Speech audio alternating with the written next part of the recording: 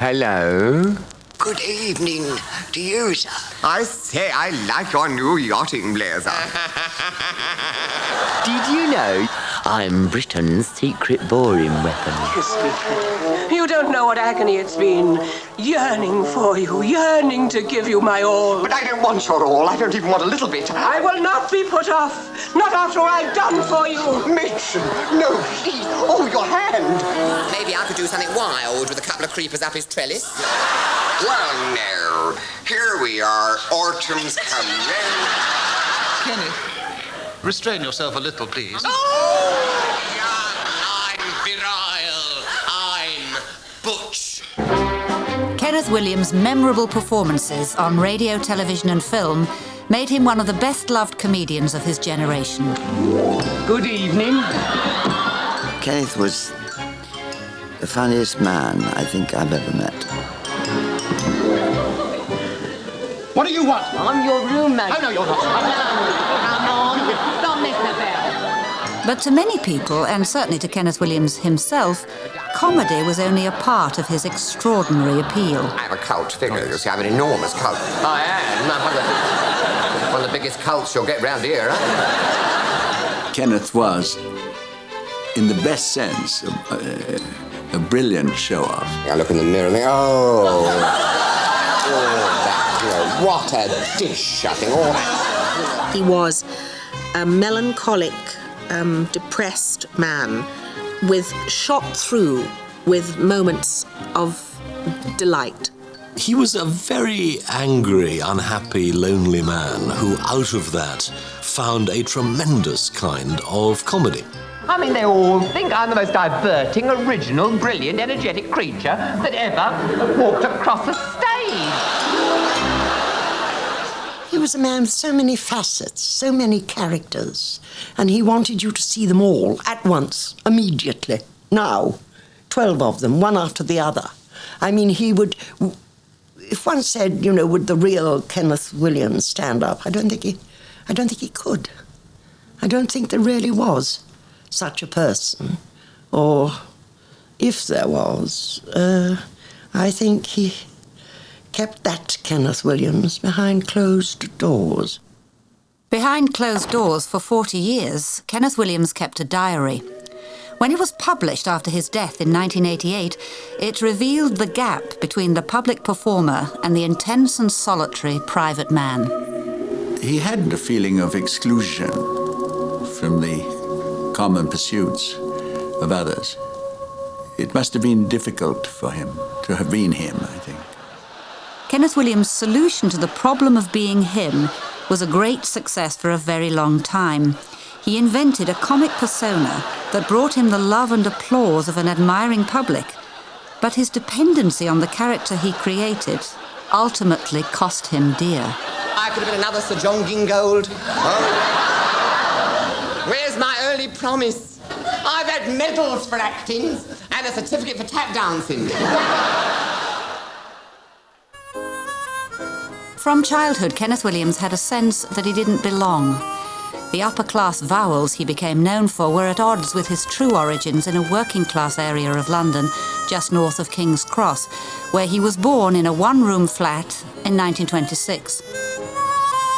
The family later moved to the poorer fringes of Bloomsbury, when Kenneth's father, Charlie, a hairdresser and barber, started a business which still trades today.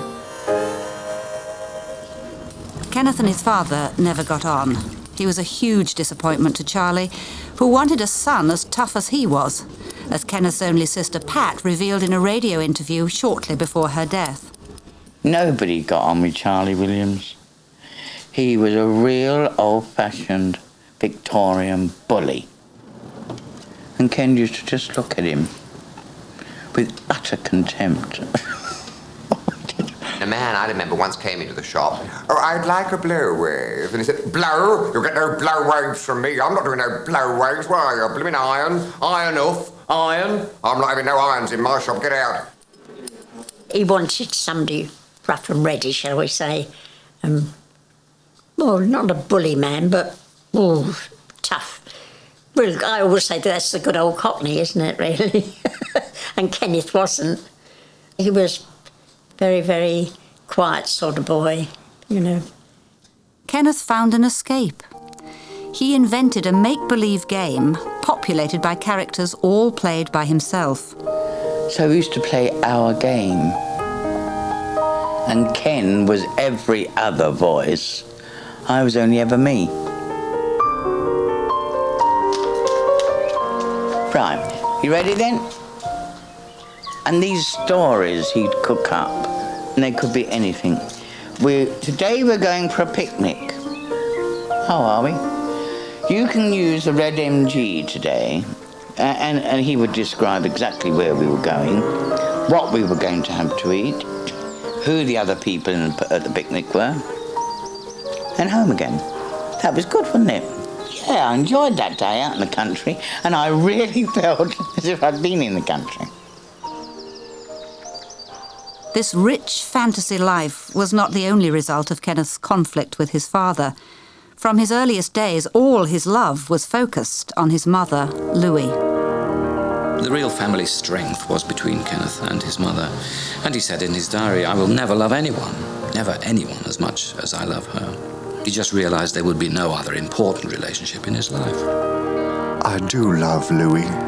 She's the only person I've ever loved. By love, I mean caring so much that it's altruistic, and feeling her presence when she's not physically there, and missing her. Louie was very fussy. If there was any mess on the floor, she said, look at this mess, it's disgusting. And Kenny would follow around after me with a bit of rag saying, look at this mess, simply disgusting.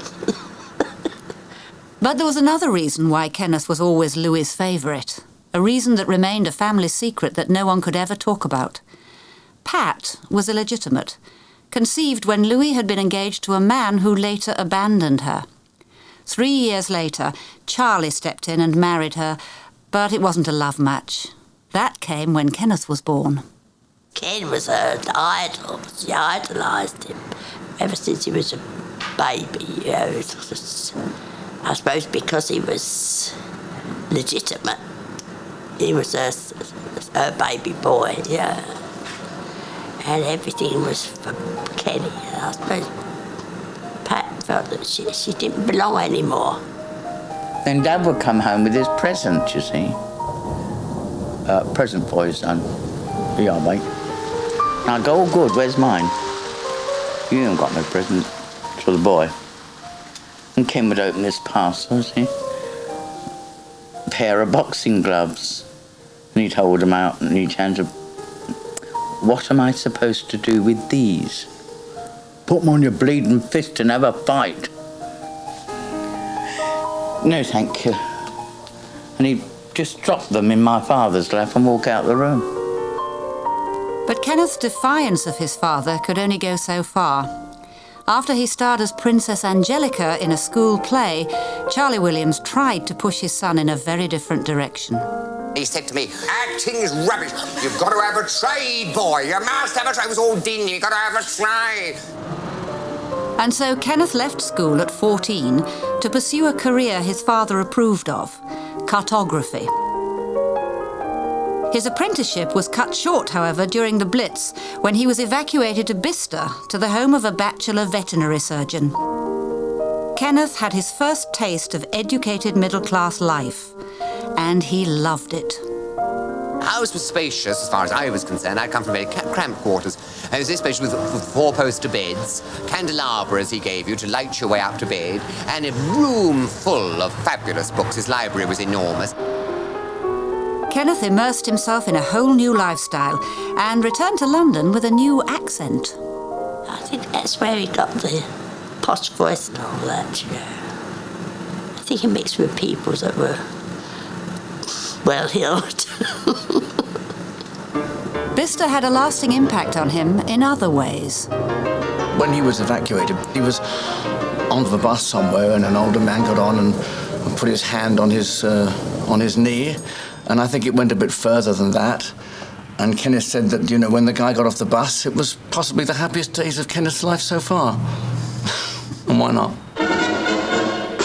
In 1944, Williams was drafted into the army and a year later sent to the Far East to fight the Japanese, one of the more unlikely soldiers in the British Army. It wasn't his scene, the army, really. If he was ordered to do something he didn't like to do, he done his absolute utmost to get out of it. He didn't take very kindly to military discipline and certain military activities. Perhaps he tended to appear a bit effeminate. I'd always had my own room, even when we were evacuated. I had my own room, you know. And suddenly, in this barrack room, I used to take the trousers down, put the pyjama bottoms on, and then do the rest. And they rumbled it in the barrack room and said, "Oh, you're frightened of show, Willie." And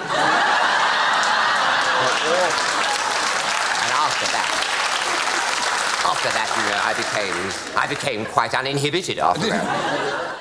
Clearly not cut out to be a soldier, he soon shone off the training ground. There was about 20 of us in a hut with double bunks, and when the lights went out, that's when Kenneth started his little act.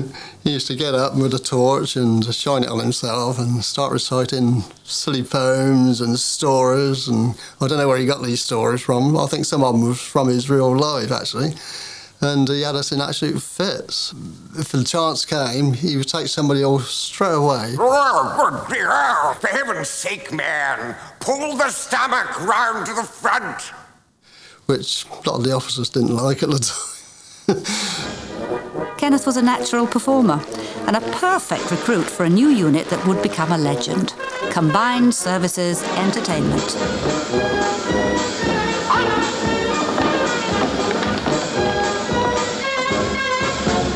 Here, military life met show business to entertain the troops.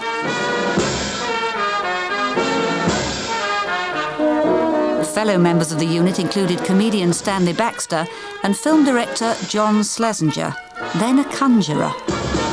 CSE, for all of us, was our first kind of encounter, as it were, with being professional performers.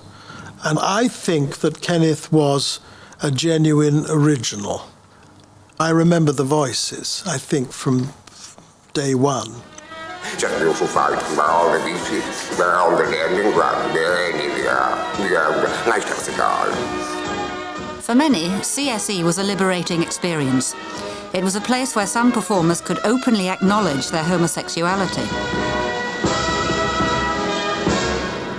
It was the first time one was able to be open about sexuality at that period. I mean, it was impossible otherwise, but there were so many like-minded people in an entertainment's unit that it was something of a revelation.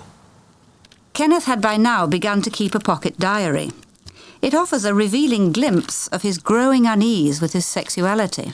Having a very vivid social life, I think. Met Peter in town, very camp conversation. P was looking for talent.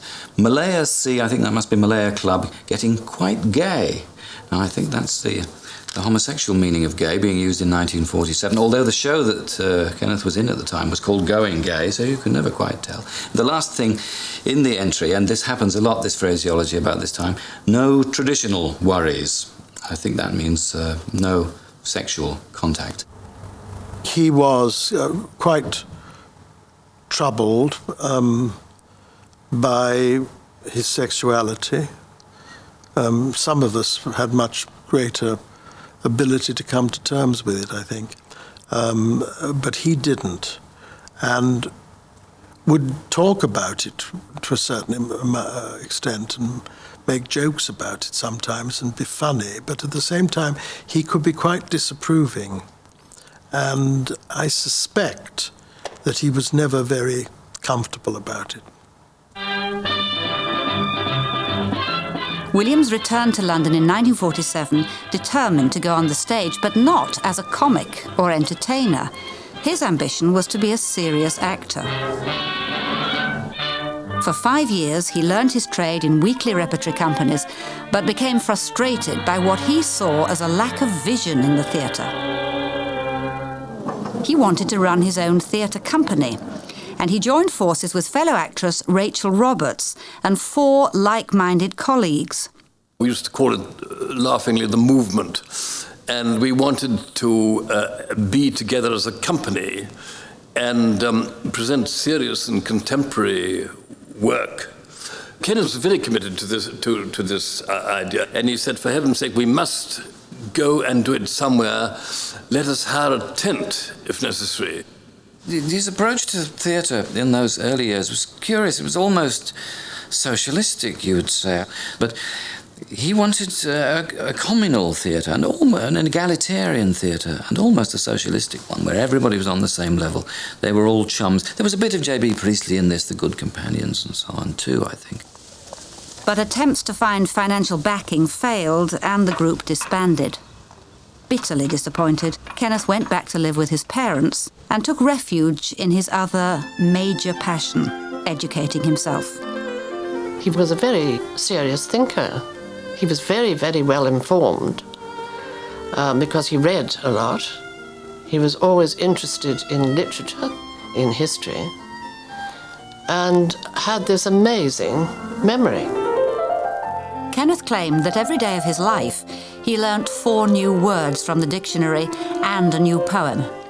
But his theatrical and bookish pursuits only widened the rift between him and his father. I don't know whether I'm allowed to tell you what the name he called him, but he said, Puff. He had this strange family around him, this hairdresser father who you have to go through the shop to get up to the apartment above where his mother and his sister, I remember meeting and having tea with. The father would say, "Who are you?" And I come to see Kenneth. Kenneth, one of your Ponzi friends here. I thought it was a goat. I didn't know. Mistake. He won roles in television dramas and feature films, although fight scenes were never quite his style. But what he really wanted was success on the stage. His big break finally came in 1954 when he was cast as the Dauphin in a West End production of George Bernard Shaw's St. Joan. He was certainly the best Dauphin I have ever seen in many productions of St. Joan. He was rigorously inside the role. Mind you, there's an awful lot of Kenneth in the Dauphin, an awful lot of the Dauphin in Kenneth, but it was a fully thought-through performance. St. Joan was a critical triumph for Williams and marked the turning point in his career, but perhaps not in the way he might have imagined. He was spotted by Dennis Main Wilson, a BBC producer, who was on the lookout for talent for a new type of radio show. We decided with Tony that we would like to do a situation comedy on radio without any funny voices and just character comedy without jokes or funny voices. And instead of getting different actors, we decided to get one person to do the lot. And Dennis Main Wilson came into us after one show. He said, I've just found him, a wonderful actor. He said, he's playing the Dauphin in St. Joan. So we said, well, that sounds ideal, situation comedy, you know. So he said, well, as long as he said no funny voice. He said, no. So this rather strange-looking young man came to read through. And Ken came out with this one. He said, good evening. And I thought, hello. And it's a funny voice straight away. And of course, when he did it on the show, got an enormous laugh. Come in. Good evening. And instead of having the courage to say, look, we're trying to do away with funny voices, we said, oh, we'll use it. Radio was the ideal medium for the skill Williams had perfected since childhood, doing voices. The style character, the good evening, don't stop messing about, that became a part of the show that everybody waited for. And in that case, Hancock was the feed. I mean, Hancock could be feeding him. I mean, it was Hancock's half hour, it wasn't Williams's half hour. And as such, Tony didn't mind at all taking a back seat occasionally. As in this sketch, in which Hancock, disguised as a woman, is accosted by the Williams character known as Snide. Good morning, Cheeky.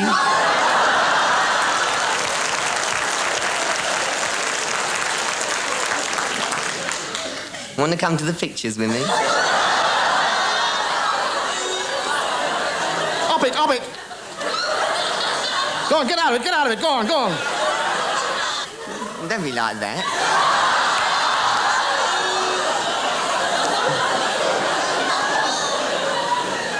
I saw you wink at me. I didn't wink at you. Me false eyelash flopped down. Look, buzz off, go on, up it. I think you're smashing. I'll slosh you in a minute. Oh, that's it, I like girls with a bit of spirit. Ken had 4 basic voices. He had his Snide voice. Oh, no, stop messing about. Then he had his Felix Aylmer voice. That all your lives, your faith, your services. Felix Aylmer was a very elderly actor at the time, very straight out. He had this wonderful plummy voice. The picture on the front cover is of a young girl in a leopard skin bikini. And Ken did an impression of him. Is she in the case? No. What a pity. He's Lieutenant Nigel Bowser-Smythe voice, very upper-class twit. Sergeant Plunger. Sir. Get the arc light set up. Yes, sir. Right, chaps, cordon off the area, 200 yards. Good evening. Go away, please. This is not a sideshow. Then he had his Cockney, which was a broad, I suppose, an impression of his father, I suppose. Here, mate. Blabbermouth Building. There'll be 6 and 9. I'm not paying that. It's only a mile and a half. Yeah, but we come a long way round so I can wave to my girl. You seem to collect voices like other people collect stamps. Do you, in fact, borrow them from people that you've met, or do you just pluck them from the air? Oh, yes, so they are taken from people I've known, you know, pinched, I suppose. The Snide voice, that Stop Messing About one, I met this boy who was working the Mint, and he was describing how you were searched when you left the Mint, in case they suspected that you were taking out anything as it shouldn't be. And in describing it, he had a perpetual smile on his face and said, you know, you have to be very, very careful, because otherwise, you see, they make you take your clothes off. And so I thought it was a very good idea there. I listen to your radio show every week. I think it's rotten. All except that bloke with the funny voice. He's a scream, isn't he? Oh, he has me in stitches. You know, there are actually people like that.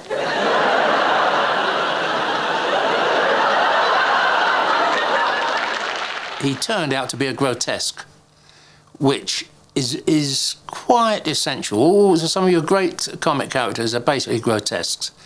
Frankie Hare was a grotesque. Tommy Cooper, in his own way, was a grotesque.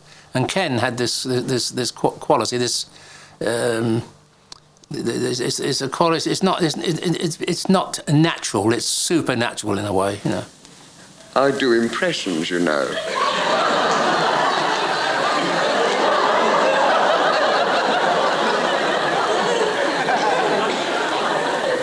Oh, really? Yes. That's a pig. And very good, too. But Williams' time on the Hancock show was far from happy. He believed that Tony Hancock resented his success. You're like all the rest, you don't like me now. No, I don't. Oh, come on, let's be chums, make up. No.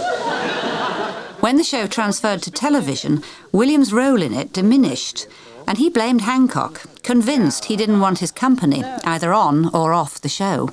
Had a chat with Tony. I don't think he wants me in the setup in future. He thinks that set characters make a rut in story routine.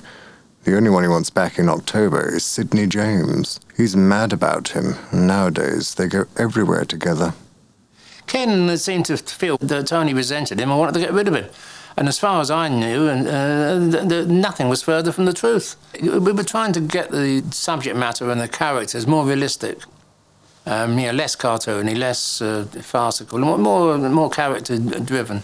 There was nothing to do with any jealousy on Tony's part, or any resentment, or any worry about Ken taking...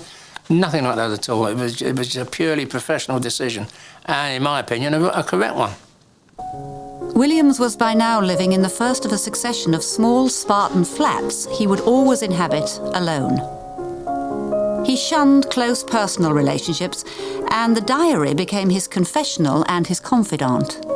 Really, he says, fundamentally, and he puts it in italics and underlined, diaries are about loneliness, and his certainly was. And it's having some sort of echo in your head of a voice that otherwise would have been another person's voice. If he'd been sharing his domesticity with somebody, having conversations at the end of the day, how did your day go? That would have been fine. There would have been no need for a diary, because there was no such person, or because it was only Louis whose understanding of his feelings was necessarily terribly limited. He had to put it in writing. Did the Hancock show from the Piccadilly? It was a general disaster. Really terrible. This team is so dreary to me now, especially James and Hancock, so listless and disinterested, and their conversation is real pleb stuff. I don't care for any of them at all. If people had asked me, in the 50s when I was working for him, who is one of the happiest people you've ever met, I would say Ken Williams, because he's always laughing, very funny man, life and soul of the party. And then 30 years later, I picked up his diaries to find out that he hated every minute of it. I mean, I've never been so astounded in my life when I read the diaries, because they bore absolutely no resemblance to what, as far as I'm concerned, actually took place. Yes, they are angry, they are waspish, they are bitter, but they are beautiful jobs of writing. And I think that was his release, if you like. That was where he went to himself in private and told himself the real story. At the heart of the real story for Williams was his inability to come to terms with his homosexuality. His diaries reveal he was tormented by this throughout his life. I feel a sexual nature which I am thoroughly ashamed and disgusted by, and it colours all my life. Everything. He disapproved of being queer. Very, very definitely. And that was the tragedy of his life, poor Tony. Homosexual acts were illegal until 1967, and for Kenneth Williams they were also deeply sinful. All his life, Williams was at war with his sexual impulses. The sight of a navvy working in the street, stripped to the waist and gold-tanned flesh and muscles, and I am back in square one, full of guilt and shame. Even if I did it, I know I couldn't live with sex.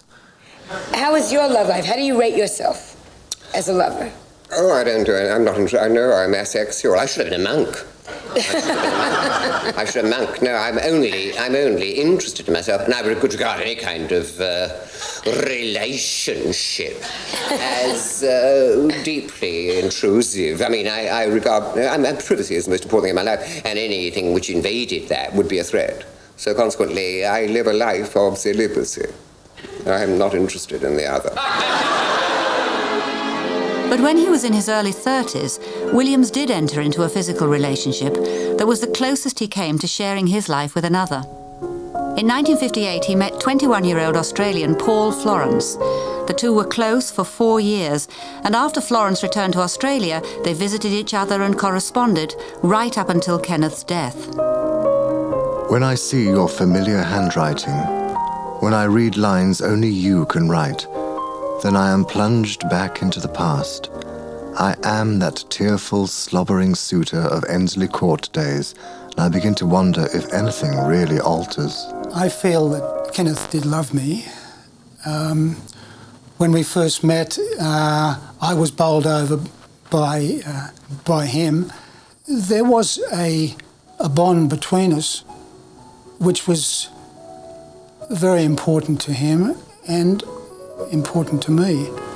At one point, it was even suggested that he and I shared an apartment in the early days. I still can't get over seeing you, so unchanged and so dishy. Oh, it was all so right, wasn't it? That drink at the Wentworth was full of excitement for me, seeing you at the bar ordering, the heart pumping loud as a drum. But his view about sex was one of fear. I think he viewed the act of sex as something that was not and could never be part of his makeup.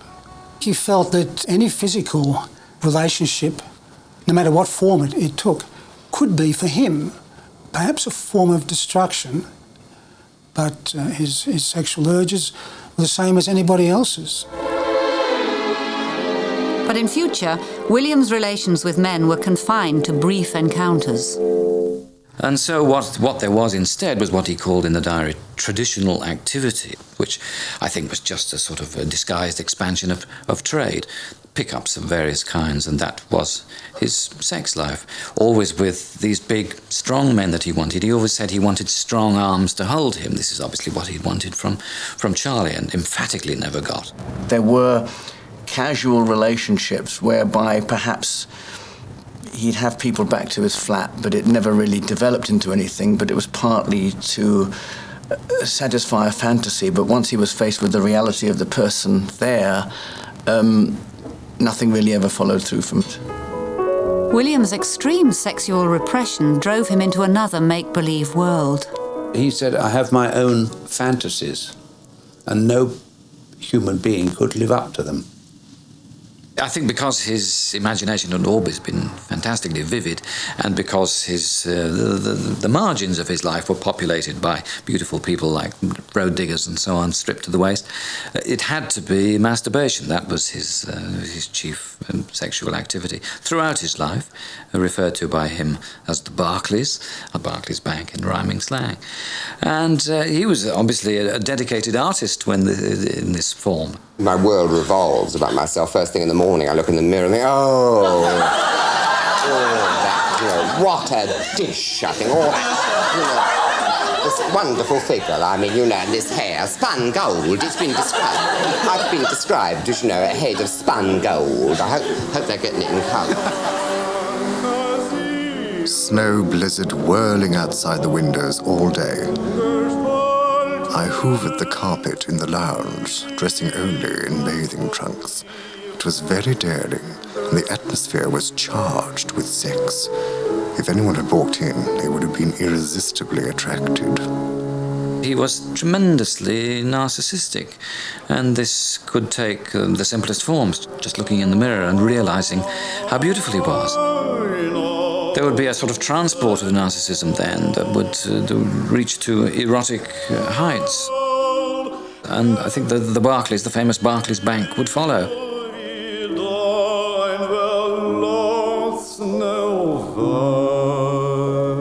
While Williams could never accept his homosexuality, what he did, incredibly successfully, was exploit it in his professional life. In 1958, Williams joined the cast of the radio programme Beyond Our Ken, which later became the hit show Round the Horn. Together with Hugh Paddock, he created a legendary double act featuring the adventures of two outrageously camp chorus boys, Julian and Sandy. Oh, hello, I'm Julian. This is my friend Sandy. Well, what sent you trolling off round the world like you did? It's the call of the sea, Mr. Horn. Yes. The call of the sea. When I get it, I can't resist it. He can't resist it. He can't, that's right. When he gets the call, he's got to go. He's got to go. He's got to, haven't you, Jules? Oh, like a shot. Like a shot, I'm on. Yes, he's off like a shot. So I said, well, I'm game. And he is, Mr. Horn. Oh, no, Ducky. Oh, there's no one game here. It was the first time that a couple of camp gentlemen had really ever been heard on radio. Ever. And we were astounded, I think, that it got past the censor, because we had a censor then, of course. But it did.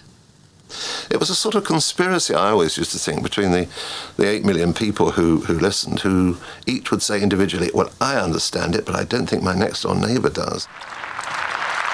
I was recommended to a fashionable firm of solicitors in Lincoln's Inn. The brass plate on the door read, Boner Law. Hello, anybody there? Oh, hello, I'm Julian. filling this, my friend Sandy? I've got my articles and he's taken silk. Frequently. Well, Mr. Orne, what brings you trolling in here? Can you help me? I've erred. Yeah, we've all heard, Ducky. I mean, it's common knowledge, isn't it, Jules? Look, will you take my case? Well, it depends on what it is. We've got a criminal practice that takes up most of our time. Yes, but apart from that...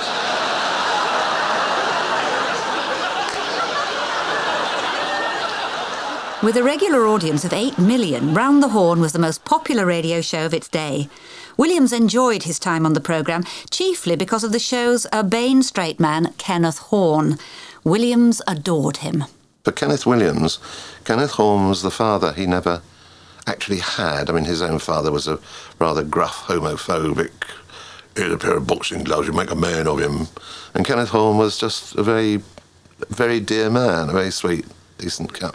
And I think Kenneth thought, if only he would be my father, and he just responded very much to him in that way. And I think Kenneth Williams all his life was looking for an ideal father. I think really, if you could put one line together to explain Kenneth Williams, it was Kenneth Williams in search of his father, the father he really wanted. But with the rest of the cast, Williams' ego was all too evident as he fought to be the centre of attention. Egotist, every way. I think he would have preferred to have played them all, to have done all the parts. I think he would have really, my part, everybody's part, all the women, everything. And he'd have been awfully good, I'm sure. Awfully talented.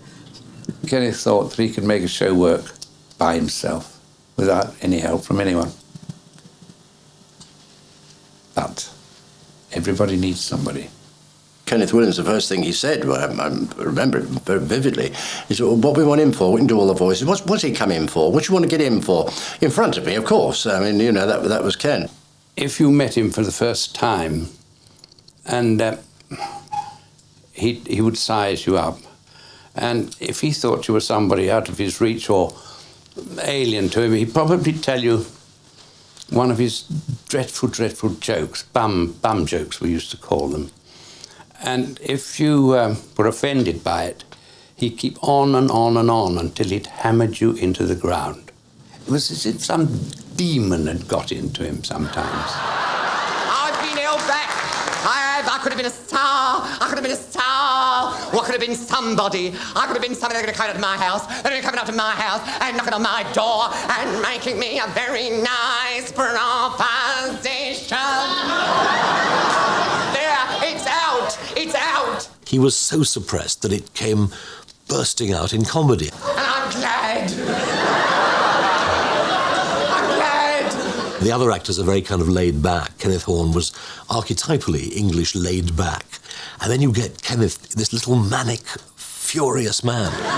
Can we go on now? Yeah, it's all right. What is on the phone, Mr. Horne?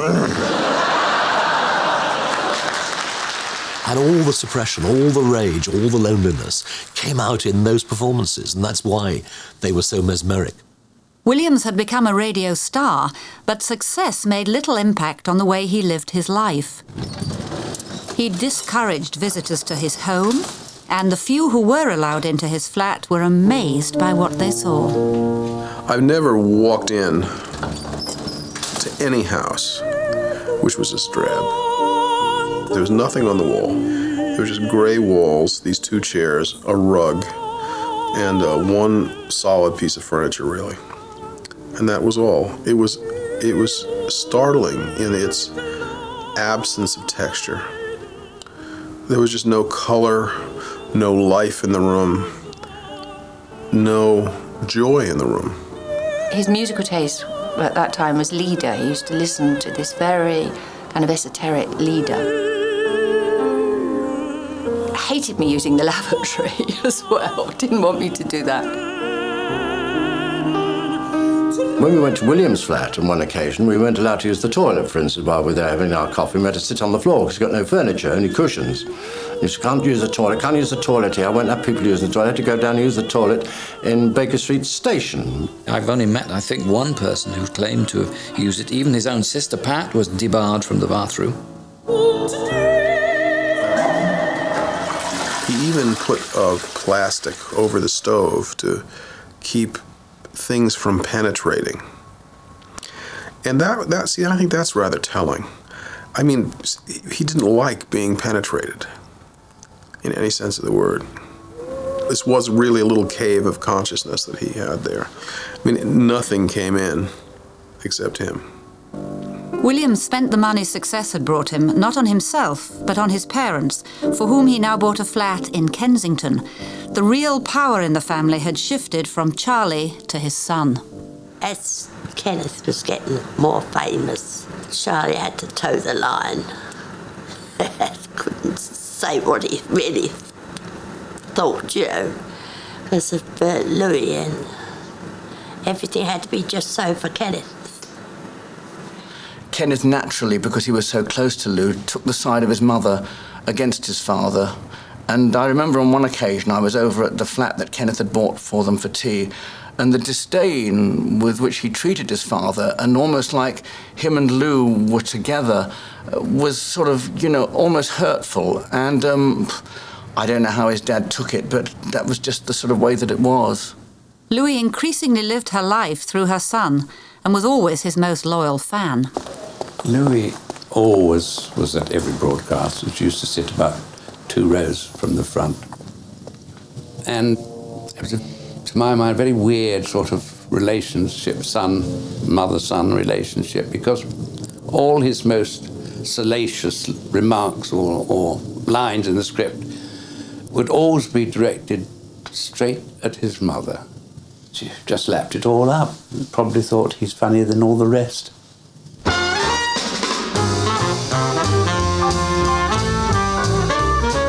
In the late 50s and early 60s, Williams was in big demand. As well as radio, his name topped the bill in a string of West End revues. Revue was an ideal vehicle for Kenneth's high-camp, quick-fire style, and he became a master at controlling an audience. The revue that launched him in 1957 was written by an unknown Cambridge undergraduate. He was absolutely perfect for the part, was the first thing. It was a rather zany revue, centred actually on a character very like him, who had the same sort of quirky separateness from everything that was going on around him, a sort of someone who stood back and sent up and commented on. So I couldn't believe when I came to the first rehearsals that there was anyone who would say exactly what I needed. And then as a person, he was easily the funniest person I'd ever met at the time. I just was astonished. Orange, pink, maroon, gray, violet, brown, blue, orange, green. What a ridiculous colour for a suit. Lettuce green, if you don't mind. Kenneth was in the middle of it, like a sort of malevolent elf, and he wasn't like a real person almost. Oh, don't worry about them. They don't like my lettuce green suit, and they don't like the fact that I grew my own lettuce just from an ordinary packet of seeds. He primped around and his little bum stuck out, and I mean, it was weird. It was a weird experience. He was hysterically funny, but like something from another planet. I told the producer, I said, oh no, I am an actor. She said, your secret is safe with me. Charming. The sketch-based format of revue was a perfect opportunity for Williams to win extra laughs through his own inventiveness. He became a notorious ad-libber. A 5-minute sketch could go on for 20 minutes. And he would beat the audience into submission, and then go beyond it. So the audience began to shuffle uncomfortably because it became quite scary. One day, he just rushed me into another room and he said, now look, you and I have got to remember that we're the ones who are going to go up there and take it. And, we've got to protect ourselves. He said, what we have to do with this piffle is ad-lib it and be prepared to improvise round it. Outrageous was how critics described Williams in review, but the impulse behind his behaviour was very serious. He now topped the bill, his reputation was on the line, and he could not allow himself to fail. I think his index of success was always the laugh. And even in circumstances where it was not appropriate to hear laughter, he was not averse to hearing it as long as he caused it. Certainly as long as it wasn't being caused at his expense. That was the worst thing. As Fenella Fielding discovered when she put an end to one of Kenneth's tirades with a show-stopping ad-lib of her own. The show in the evening went well, till Madam decided to ad-lib one line just before the tag in Spies. Of course, it threw me completely. This is the last straw. I've reported it to the office, and from now on I just behave with politeness. For the rest, she's had it. Do you get on well together on stage, or do you find, Fenella, for example, that Kenneth makes things up as he goes along? No. Well, he's got a very inventive mind. Yes, but I'm always cooperative, very professional. Yeah, do you mind? What about that line you put in? No, the lines that you put in, if it comes to that, really. Come, you two. No, But Kenneth wasn't just unpredictable on stage, as the company understudy of 1 over the 8 was to discover. I found him very intimidating at first sight. And because he was very mercurial and very waspish and very, very strong personality, and you had the feeling that he would reduce you to shreds with a look. Film director Ken Loach was an aspiring young actor when he worked with Williams in 1961, and while the big star did extend the hand of friendship, his bonhomie could never be counted on. We did establish some friendship based on the fact that I liked reading history books and he liked reading history books. So we used to talk about history quite a lot, and medieval history. He could be very nice, and then you'd start perhaps to start that conversation again in another situation, and he'd kind of cut you off at the knees. And so there was the kind of constant uncertainty about how you'd be received. Williams' reviews were attracting some of the best writing talent around, including Harold Pinter, John Mortimer, and Cambridge Footlights star Peter Cook. Many of Cook's most famous sketches were originally written for Kenneth Williams to perform. I've got a viper in this box, you know. Really? Good gracious me. Oh, yes, it's not an asp. Oh, good. Looks rather like one, but it's not one. Oh, no, I wouldn't have an asp. No, I suppose not. Some people can't tell the difference between a viper and an asp. More fool them, I say. But ironically, it was Cook who killed off Kenneth's career in review when he began to perform the sketches himself. My viper eats like a horse. Like a horse, eh? Oh, yes, yes. Yes, I'd like a horse. By 1961, revue had a new look and a new breed of performers. Beyond the Fringe, starring Peter Cook and his Cambridge colleagues, opened in the West End and was considered so clever that nothing else could compete. Beyond the Fringe, in a way, rubbished everything that had gone before. I mean, a lot was said in the papers about how effete the past review had been and how it wasn't relevant today. And in a way, it wasn't anymore. I mean, things change, things move on, and it was quite right that it should shift. And Kenneth certainly didn't think he fitted into that extraordinarily clever world. Although he was extraordinarily clever, ironically. He was extremely well read and extremely knowledgeable, but he hadn't been to university, and he felt, I think, like I did, very inferior to this new breed that suddenly swamped the theatre. Williams' niche in the West End had collapsed, but work had started to come in from a very different direction. He'd been spotted in review by producer Peter Rogers and offered a role in a new comedy film. Without thinking too much about it, Williams took it.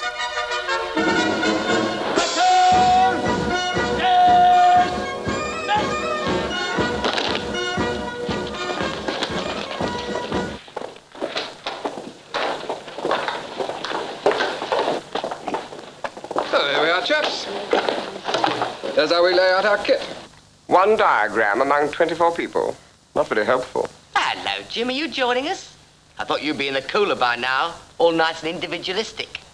I changed my mind. Sociologically, it's important for me to find out just how far one can retain one's individuality in the army. Great Admiral here, Great Admiral here. Williams' performances in the Carry On films would later overshadow all his other work. Over the next 20 years, he appeared in 22 of them, more than any other actor. What happens if anything goes wrong? We have to amputate your leg. But his attitude to them was always ambivalent. Your misreading of my potential is sublime in its totality. Get him out of here, Wilkins! Charming. I think there was a great love-hate relationship there. I think in terms of what was good about it, they gave him security, which there's no doubt about that. The sort of regular films being made every year were bringing in regular money. And I think another plus was the fact that it was like an extended family. Some of the people on them he loved, some of the people on them he hated. But of course all of that makes life. The bad side of them was it was a lot of the sort of bums and tits jokes and sort of the very base humour that, again, Kenneth found very easy to do. But I think underneath all that, that wasn't the reason he became an actor. And I think there was a certain pull there. At this stage, the carry-on films were no more than a lucrative sideline for Williams. Success in the theatre was still what really mattered. There had been some heavyweight roles since St. Joan. Orson Welles had cast him in his London production of Moby Dick, and he'd played opposite Alec Guinness in Hotel Paradiso. But his opportunity to show what a fine comedy actor he could be came in 1962, when playwright Peter Shaffer, who would later pen Equus and Amadeus, chose Williams to star in the second part of his double bill, The Private Ear and The Public Eye. He loved what he called the literacy of the play, and he loved that. And he would say, I really adore that kind of writing. It's proper writing, do you know what I mean? And his nostrils would flare, and he had this mixture of looking comic, but in fact he wasn't being comic at all. He was being deadly serious, and he was delighted and exalted by the prospect of speaking any words and sentences that had an elegance to them, or a sheen to them, or a verbal felicity to them. Playing opposite him was a rising young actress named Maggie Smith. She soon recognised his mastery of comic technique, and Williams became her teacher as well as her co-star. Ken eventually one day in that awful office at the Queen's Theatre said, "Look, Ducky," awful day. He said, "You know, you're being absolutely boring." And sort of went through it sentence by sentence and said, you must make it. You would never say a sentence like that. You just wouldn't. I mean, I was literally learning a speech and just saying it as a speech, thinking, oh, how very clever, I've learned all the words. I'd never thought of colouring things as vividly as Kenneth does. Yes, it is immediacy in actual fact, which is the greatest kind of gift in comedy. Because to make, you know, it's what you were saying earlier on about the challenge nightly with an audience, to make it seem as though it is coming out for the first time. Yes, to and make also, it seem that thoughts are occurring. Also, yes, absolutely, and that you surprise the audience an awful lot of the time. Kenneth's relationship with Maggie Smith was more than just professional. They were twin souls, I think, in that way. They were very alike in some ways. And I was always aware that they had this, what I can call a kind of shining intimacy. Would you say Kenneth had been quite a big influence on you? An enormous influence. I mean, I pinch from him all the time. Can you give us some examples? Well, in black comedy, I'm doing a complete Kenneth. I mean, it's outrageous. If he hadn't seen it, he'd be livid. This girl draws me like a magnet, and I am inextricably involved with her. It is a knot I will never want or be able to untie. Friends like Maggie Smith were crucial to Williams and made his loneliness more bearable. More than anything, he loved family life and spent a great deal of time at the homes of fellow actors like Richard Pearson. He was included in their families very, very much. And he loved that. He loved being part of it. He loved their children. Williams thought so highly of marriage and the companionship it brought that he even sought it for himself.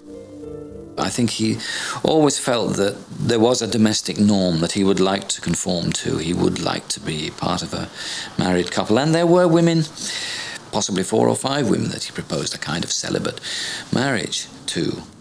Annette Carr was to receive 3 marriage proposals over the years. The first when they appeared together in Rep. One day, Kenneth came downstairs and told us all off because we left the sort of jelly bit under the soap in the soap dish. It was very messy. And the thing that you had to do was to bring your soap, your nail brush like that, put your soap on top of it, and then you didn't get the soap dish muggy. And so we all said, yes, Kenneth, right, Kenneth, you know. And so, a little after this, he suggested that I should marry him. So I said, "Oh, Kenneth, I don't think I could marry you. You're so fussy." "Oh," he said. But he was so terribly fastidious, he would never, in a way, have been able to share accommodation of any kind with anybody else. And I think the fastidiousness is one of the things that contributed to the celibacy. When I was young, we only had... But Williams was looking for something more than a celibate marriage. It's clear from a previously unpublished diary extract that he had seriously considered adopting children and creating a family with one of the women to whom he proposed. I said to Nora, we've both of us wasted our lives and the days have run through our fingers like bathwater. And I went on about what we should have done 10 years ago and adopted the children and everything. And I know that fundamentally she agreed. Of course, how that could have worked, one simply can't imagine. Except that the children, in his case, would have made a great deal of difference. He did like children so much. But she very rightly turned him down. Meanwhile, Kenneth was having a difficult time with his own family. His parents' relationship had gone from bad to worse, and Charlie was in decline both mentally and physically. And then the crisis came when he swallowed this stuff out of a bottle which said G's Linctus on it, which was, I don't know if it's still made, but it was a cough remedy of the time. But it turned out to be carbon tetrachloride. He does say in the diaries himself that it's mysterious how it got there. Charlie never recovered. Kenneth was later to confide in friends that he believed his father had committed suicide. So it's all over. The doctor told Louis his brain was damaged, that the heart was very impaired and kidneys in bad condition, that it was, in reality, a good thing, because he would have become much worse. Show went okay, audience good.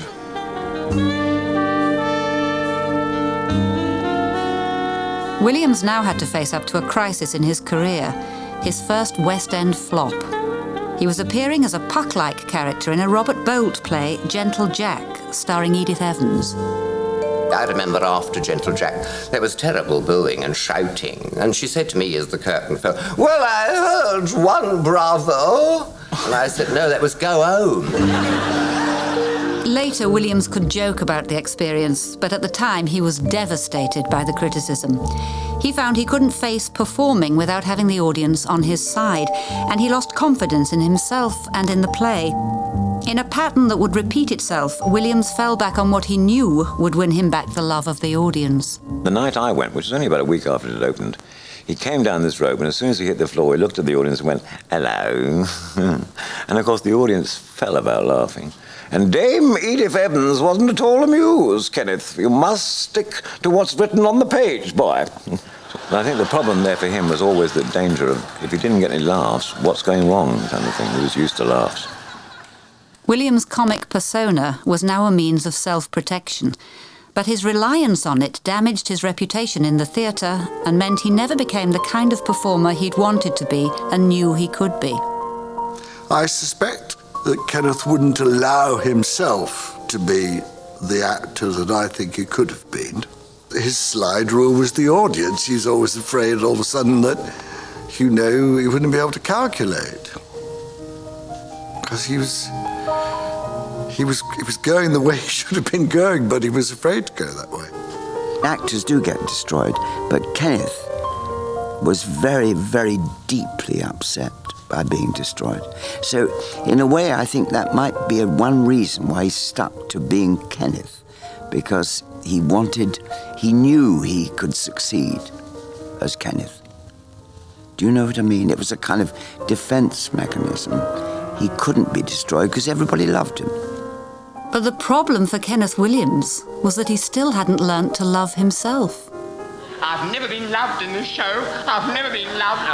I've not been loved. Nobody loved me. Of course we do. No, you don't. Yes, we all do. We all do. Well, say it then. We all love you. Eddie Braden didn't say it. Make him say it.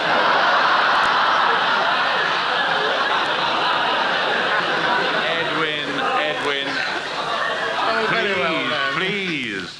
I love you.